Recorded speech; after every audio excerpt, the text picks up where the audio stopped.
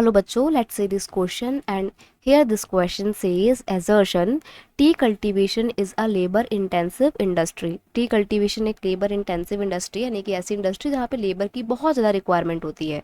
Reason है cultivation can be done through out the year. T bushes require warm and moist Frost free climate.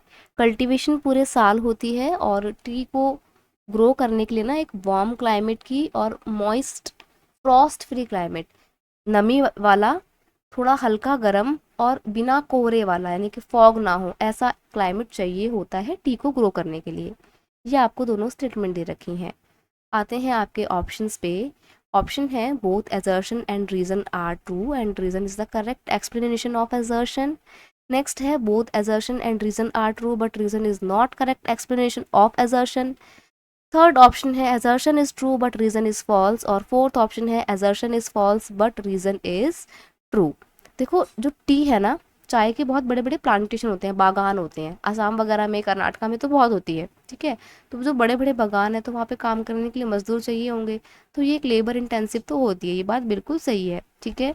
और फिर चाय की जो खेती होती है ना वो पूरे साल होती है. ऐसा कुछ स्पेसिफिक पीरियड नहीं कि हाँ भाई इतने टाइम में ही होगी. जैसे गेहूँ का होता है, चावल का होता है ना कि रबी क्रॉप है तो रबी सीजन में ही होगी, खरीफ क्रॉप है तो खरीफ सीजन में होगी. ऐसा चाय चाय के साथ नहीं है. T cultivation through out the year होता है, ठीक है. और टी बुशेस को ग्रो करने के लिए warm moist Frost free climate की ज़रूरत भी होती है. तो ये बिल्कुल सही है. आगे देखते हैं. T cultivation is a labour intensive industry because T bushes require constant care.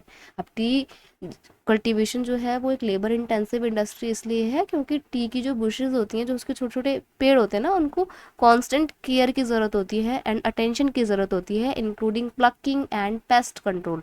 उसमें हमारे को जो उसकी खराब पत्तियां होती हैं उनको प्लक करना होता है, कहीं कीड़े ना लग जाए तो इसलिए पेस्ट का कंट्रोल करने के लिए हम पेस्टिसाइड डालते हैं. बाकी बहुत ध्यान की ज़रूरत पड़ती है, इसीलिए ये एक लेबर इंटेंसिव इंडस्ट्री है. तो ये रीज़न अप्रोप्रिएट है. और जो यहाँ पर रीज़न दिया हुआ है वो एक अप्रोप्रिएट रीज़न नहीं है. हालांकि स्टेटमेंट सही है तो हम ये बोल सकते हैं कि both assertion and reason are true but reason is not correct explanation of assertion. So option 2 is your final answer. I hope you understood it very well. Best of luck.